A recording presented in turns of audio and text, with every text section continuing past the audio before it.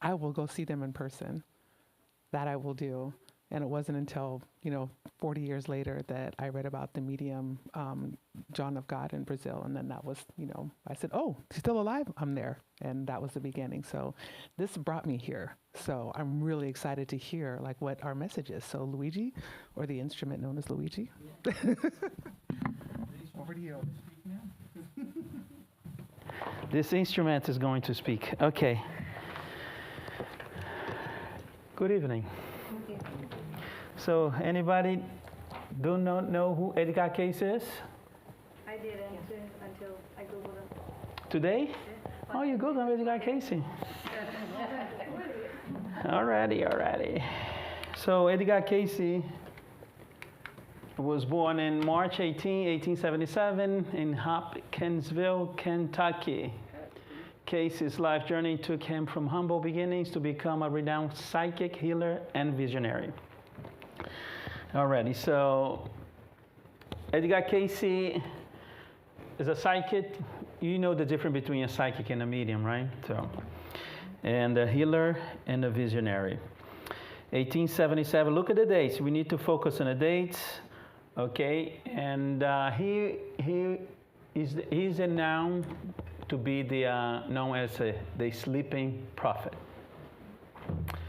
And the sleeping prophet. Why the sleeping prophet? You see, there is no medium there, right? Psychic, healer, and a visionary. He was not a medium, but as I read about his life, on his young age, around 16, 15, he did use of mediumship because he used to see the vision of his grandfather in his house when he was very young. And in the woods in Kentucky one day, he saw a lady with wings, and this lady came to him and told him that some things about his life and how he was going to proceed. So as he seen the spirit, it made him a medium, right? But as a sleeping prophet, he was, let's put it here so you read it. A sleeping prophet possessed a unique and extraordinary gift of accessing information and insights beyond the realms of ordinary consciousness. His ability to enter a self-induct trance state allowing him to tap into what we call the Akasha Records, a vast cosmic library containing the collective knowledge and history of every soul that has ever lived. Not only on this planet, but the entire universe. So he was actually a somnambulist. So he used to go in trance throughout a magnetizer, right? Magnetizer used to start. It started with the throat problem that he Yeah, I was going to get to that. So magnetizer it goes in and magnetizer like a pass here, but it's a long process. They induct you into a magnetic sleep. As soon as you go into this magnetic sleep, you detach yourself from your ego and from your mind. And then what is left? Divine. So that's divine. They call the Akasha record. It's not that you access something. You are already this Akasha record. But the mind and the ego obscure that.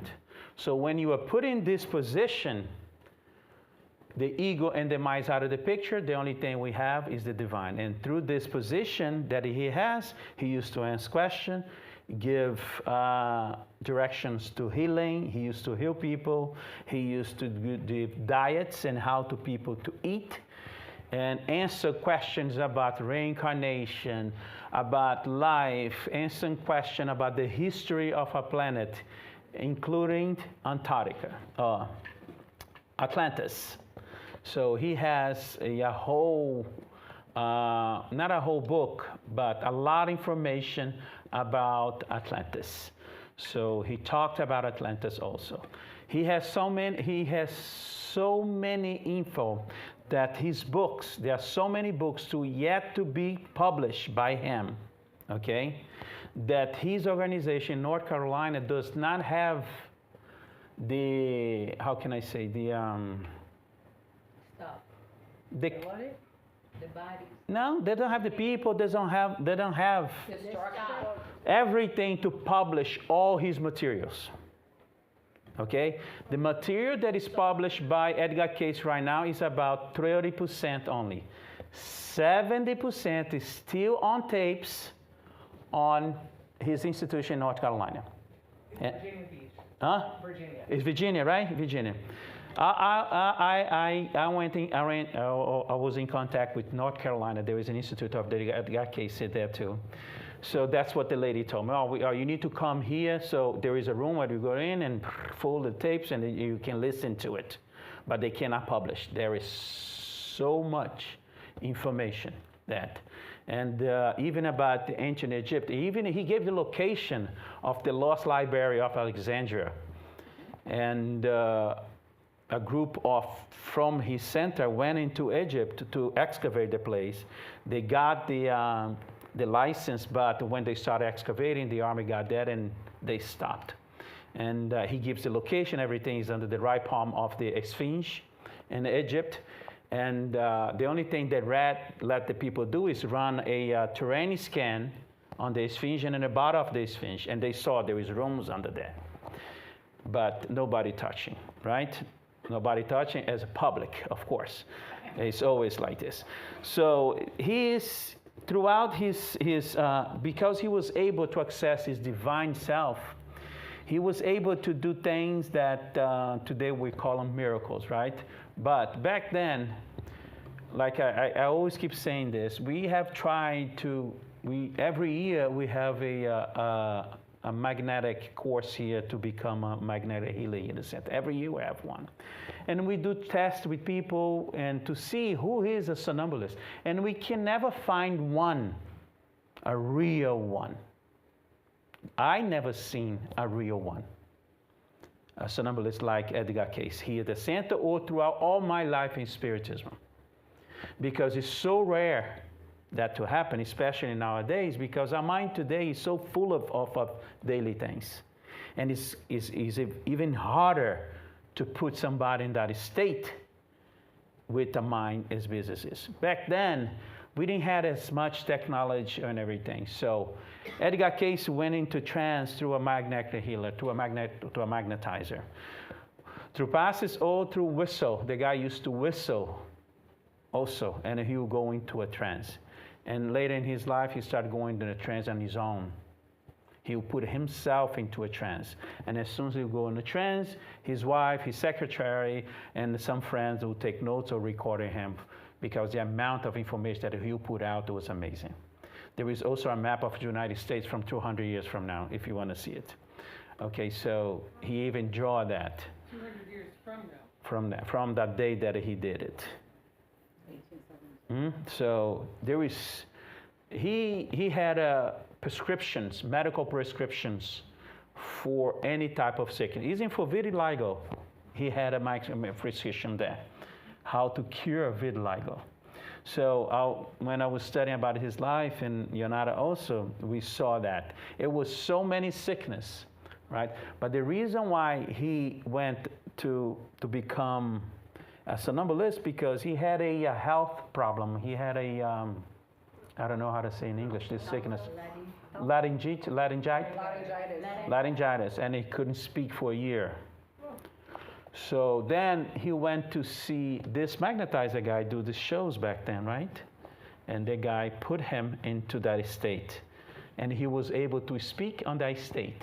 When he came out of the state, he was unable to speak.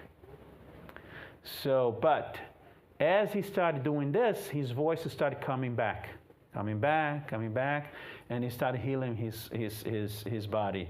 There were several stories about his younger life when he was sick and he would go into trance, get the cure, give it to his mother. Please apply this way, this way, this way, this way. His mother used to apply, and he used to get cure.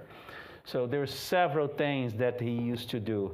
And it's how amazing it is that we do not explore this today Yeah, with all the disease, do you think they would reach out for that? Exactly. We should have centers just studying this.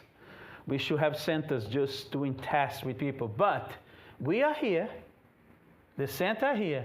But the hard part to do those studies, you know what it is? You people.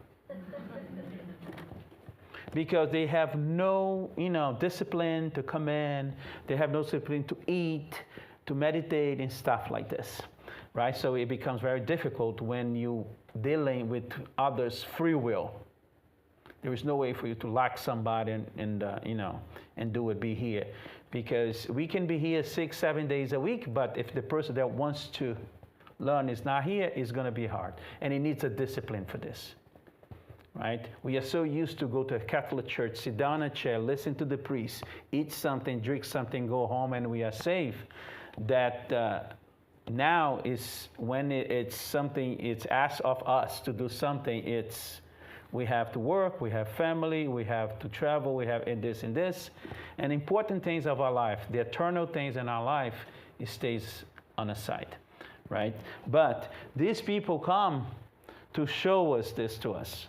Today, we are turning, right? We are coming from the conventional medicine into holistic medicine. It's getting bigger and bigger and bigger now. And he already had everything hundreds of years ago, right? What we are trying to do now, he already had it, everything there, written down, and how to apply, what to eat, what to apply, what verb, what herbs, what vegetable to eat, what this and that. He had everything. And nobody knows. Nobody cares. Right? So, including health and wellness, spiritual growth, reincarnation, Atlantis, and even predications of the future. He had several future visions. Several. If you're going to read it, and you never see in the media. You always open the internet page, there is some people from Hungary or Nostradamus, right? But they never touch an Edgar Cayce. Yes? Yeah, I think That actually, there's a medium in Brazil that he communicated with Edgar Cayce. No, right. There's a medium here too. Yeah.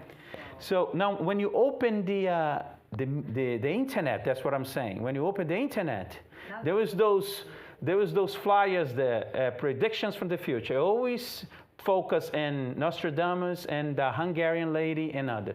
I never seen nothing related to Edgar Cayce in the United States. Not in the United States, but in Brazil. Is a medium communicating him? Yes, I'll show you. But that's not what you... No, that's not what I'm saying. He's saying that he see predictions of other people, but you don't see prediction that he already done. Yes. When he was... No, but is spirit or when he was incarnated? When he was in... Yeah, that's what I'm saying. Oh, okay. His prediction when he was alive. Yes. Nobody... that medium from Brazil, what's his name? From Minas. That's a lot. Robson Pinheiro has a book from Edgar Cayce. I was going to mention. He's here in the library. So he wrote a book from Edgar Cayce. But I was mentioning his prediction when he was alive. And there was several. But people always focus in something else because of, it's more famous. And what he brings about Atlantis also is very interesting. Even it's estimated that they conduct over 14,000 documented readings during his lifetime, providing guidance and healing to countless individuals seeking answer to their deepest questions. So each reading is a tape. Each reading is a tape that can become a book.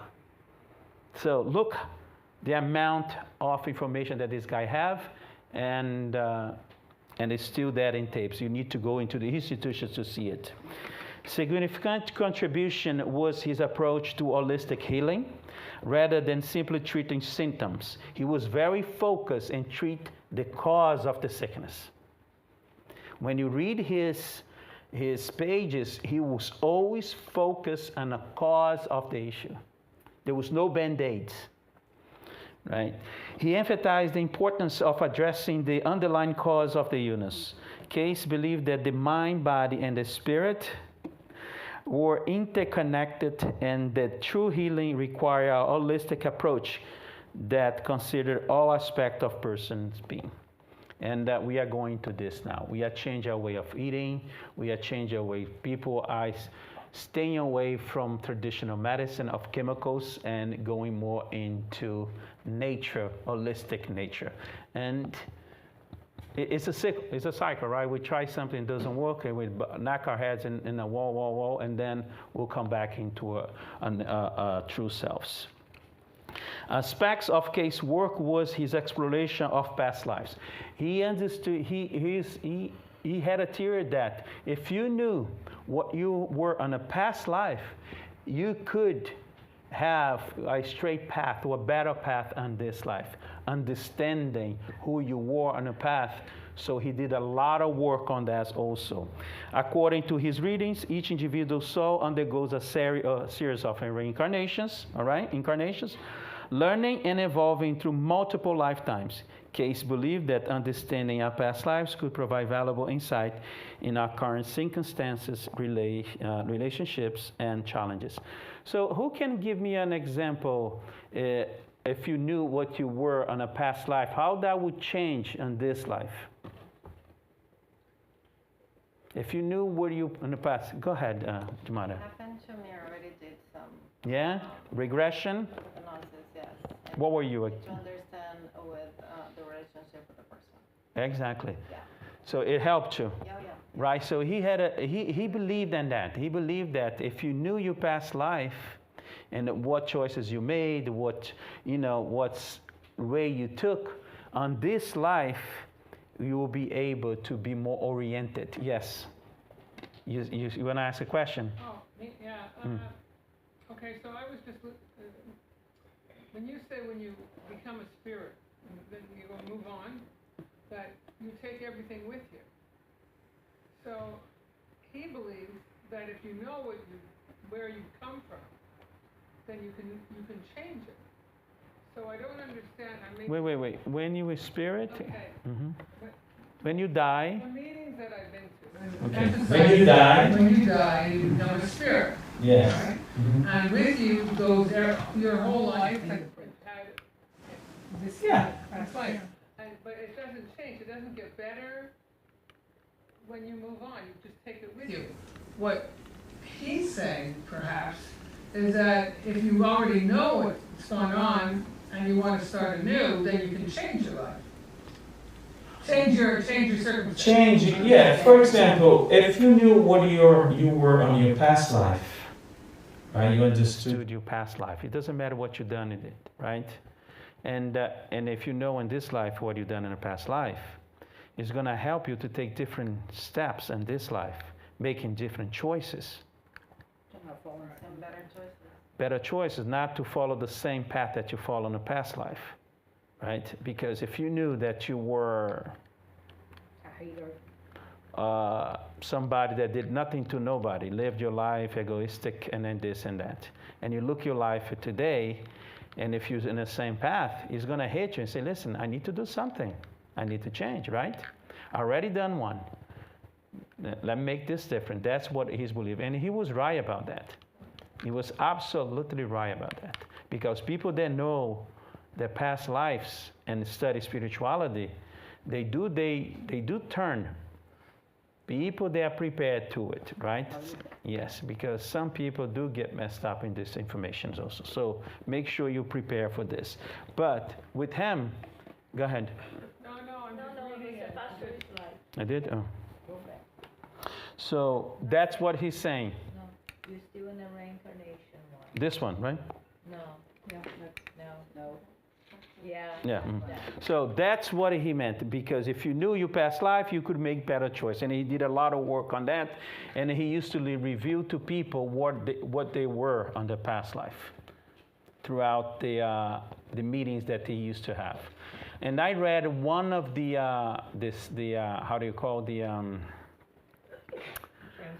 transcripts of him, and he's talking to this guy, his salesman from New York. And he started talking to the guy normally. And then all of a sudden, the path changes. And he's no longer talking about that guy in front of him. He's talking about his past life. And it takes a little bit for the guy to get it, because somebody needs to come in place and say, listen, he's talking about your past life. So it was something very natural that he used to do. He would start talking to the person, kind of connecting, right? When you go do a pass here, what you need to do, you need to connect to the person. Everything's like this. So he connect to the person, then he started digging in, and then all of a sudden he'd take another turn and start talking about the past life of the guy, and the guy start understanding, and this and that, and get out of there with this treatment. So I do believe that also that is very important. Learning evolved through multiple lifetimes. Cayce believed that understanding our past lives could provide valuable insights into our current circumstance, relationships, and challenges, especially relationships, right? We believe in Spiritism that we are always being, a family in the group that we are born in. We believe that we have connections in the past life with that group, our family. We know that you see in your family, if you have more than one kid, if you're a mother, you're a father, you know that you have more connection with one than the other. It's not that you love more one than the other, right? It's just that the connection with one is stronger. And that bridge is already done, so you don't need to build anything there. But the other is still a little flaky, so you need to focus on that. That's what people need to understand. It's not love, it's the connection. And the family always happen like this. The parents always have a more connection with the kids, and the kids also has a connection more with the one parent and the other. It's because that bridge is already built and you don't need to touch. Now I came back here to build this bridge, right? But you see in a lot of the families, when you talk about the siblings and they say, oh, that one is very difficult, you better leave them alone. No, you need to leave it alone. That one, you already have the connection to it. They don't need any more time spent. You need to put all your time in the other one. That's why the groups are together. And that's why those meetings that they used to do used to show this to people. And people understand, oh my God, so it's not that way that I think.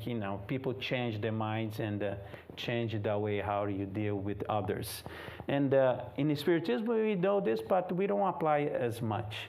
When we see that we have a difficult sibling, we just freeze, right? But we need to work on it. We need to connect. We need to do all the work that we need to connect and build this bridge. So we don't have to come back again with that connection again, right? So, furthermore, Cayce's readings on Atlantis, the lost civilization often associated with the myth and the legend. A lot of people think it's a myth. A lot of people think that it does not exist. We don't have any proof that the continent exists. The first mention is by Plato, right, in the Republic. Plato was the first one to mention Atlantis. He was the first one. And after he mentioned, people started. But even the mention of the readings of Plato in Republic, people still thinking that it was a figure of Plato's imagination. So, but he comes to confirm it was a civilization. It was a continent, okay? I read this transcript. And I'm reading other books about Atlantis and confirm what he says, right? That it was a civilization, a very advanced civilization. When you say advanced, people is going to be thinking about cell phones, airplanes, and stuff like that. No. It's not this type of technology. The technology was different. They were very advanced in nature technology, okay? They were very connected to Earth. They are very connected to the vibrations of the sun, the vibrations of the moon, and the water and the air. They were very, very connected. They knew how to draw energy from all these sources, okay? And the entire city, it was built and powered by crystals, and because they knew how to draw this energy from crystals. And that's what messed everything up. So when we don't know what we're doing and we are not prepared. And in one of these pamphlets that he talks about this, when the Republic of Atlantis started getting this conflict, there was a separation between the spiritual people and the people that want more power, more power, more power.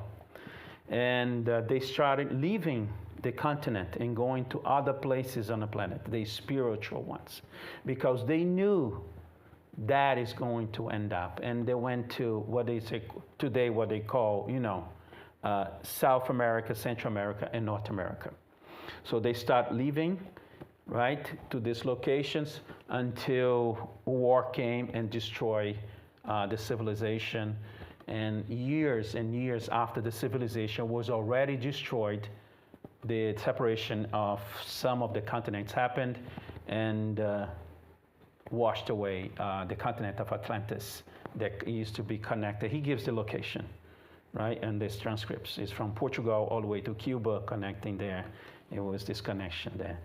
And Azores, the islands of Azores, they say is the last mountains of Atlantis that is still left. But we don't have any proof, right, for that and scientific, but that's what they say then, right? Held great scientific and spiritual knowledge. He described the downfall of Atlantis as the result of a misuse of power, greed, and a spiritual decline. We see this in all civilizations, right? As soon as great empires start distance themselves from spirituality, from themselves, it happens what? Downfalls. We see all great empires on the planet, it happens. The Egyptians, Greeks, the Babylonians, and others. It's always like this. And I hope we don't follow the same path. Right? The warnings are there. Right? So it's not that the God is going to punish us. It's just that when we distance from our spiritual food, we starve. We dry. Remember the passage of when Jesus Christ burned the tree? Why did he burn the tree? Do you remember his words? Because it's not giving fruits anymore. Thank you. You see? And he said that. Watch. Because when the tree doesn't give more fruit, it's not good for nothing. Burn it. You understand now? It burned it so it reborns again. So that's the point that we see. We're not giving any fruits. We need to shake a little bit so we wake up. But it's not punishment from divine justice or anything. It's just the natural process of nature. What happened with a tree that is not giving fruits anymore? It dries out. Yeah. Simple as that. And that's what they mentioned. That's exactly what happened here. In every civilization. It stopped giving the necessary fruits, the spirituality fruit, the connection one to another, the love, right? The connection through love to help one another, compassion. When this goes away from a civilization, you know that is the downfall is right ahead of it. Because that's what is sustain us.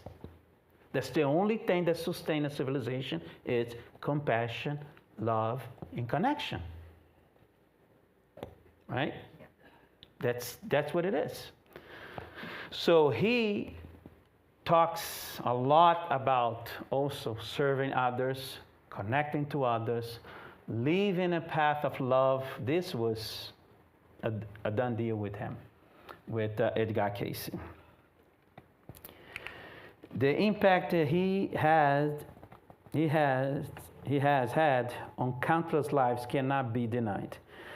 Cayce's legacy serves as an inspiration for those who dare to explore the mysteries of human existence and the limitless potentials of. So we do not explore this anymore. We don't. We are very focused in the phenomenon. We want to see phenomenons. We want to see mediumship happen. We want to see miracles happening. But we need to be part of this. We need to explore this. We need to have more time in our lives for this.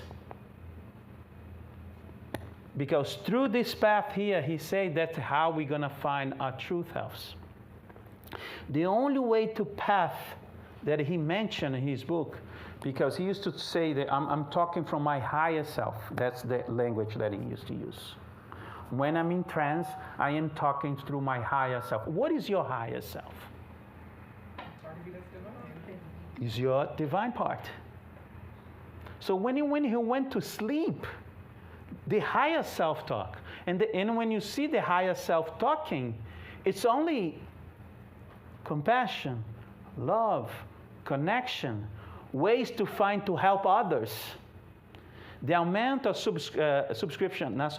prescriptions that he has related to sickness, food, it's unbelievable. He had a lot of concern with kids. Lots of concern with kids. He worked as a teacher in a Christian school teaching kids because that's what he wanted to do. He was a Christian. His family was a Christian, right? Kentucky. So even the animals that are Christian. So the thing is, huh? Bible Belt. Yes, it is, right? So, and it's funny because from there, a lot of good people come from Kentucky. We have a wonderful book here that nobody never read. It calls Primitive Christianity, Volume 1. Now we are able to acquire Volume 2. Okay, and this guy from Kentucky also, right? And he did a 60 years study in the Gospels. 60 years. There is nothing like it in the world. All studies on the Gospel is done by priests, Catholic priests. He is the only one that was not a priest. He was a doctor. And he did a 60-year study on the Gospel. And it's amazing. It's right there. And I do recommend that you read it. So when he used to connect with the higher self, the only thing that Hughes talked about was spirituality. That guy from New York one day wanted to pay him lots of money. What's his name? The famous, the famous. No, the famous family in New York, rich family. Kennedy. No, that one that has the center. Rockefeller. The main Rockefeller guy went to Edgar Cayce and said, "Listen, I'm gonna pay you a huge amount of money for you to find me oil in Texas." It is. It's all written. And he said, "No, I'm not able to do this." But Rockefeller said on the New York Times, there is an article saying that he paid an enormous amount of money to Edgar Cayce and that he never found any oil. So it's always like this, the ego, right? Rockefeller could never turn his back and say, "Listen, nobody said no to me for this amount of money." So it was better for say that I gave him the money and he never found anything. So if you guys read it out there, it's there because it is also documented on his history. So a lot of people used to go after him looking for couples, connection in this. And then what they get is a preaching, a lecture, and spirituality, and how to connect to others, and how to love each other, and how to help this world to become a better world.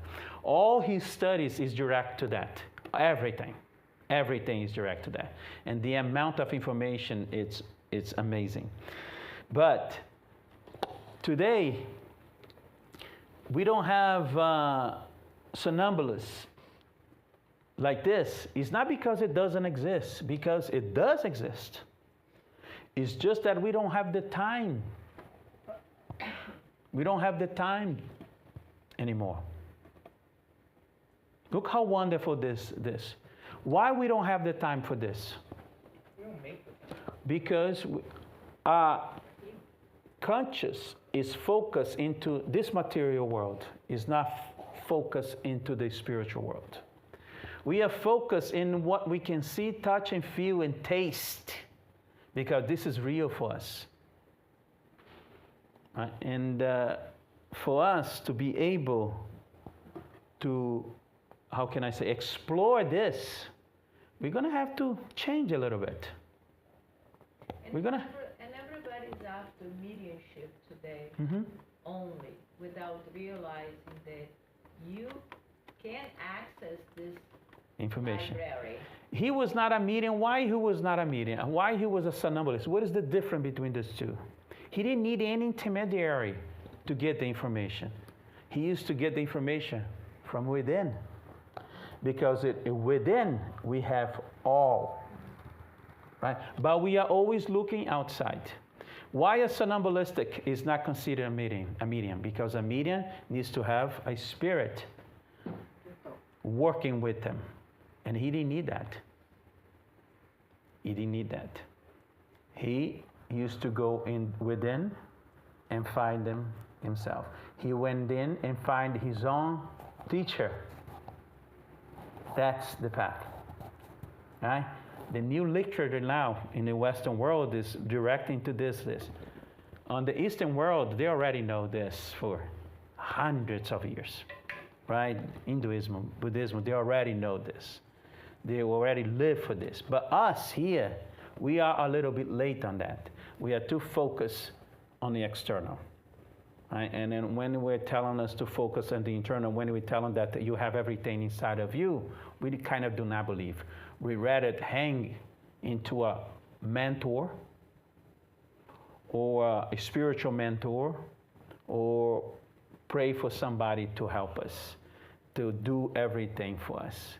It's wonderful to pray. It's wonderful to pray for you to make the connection to the vibrations of love and wisdom.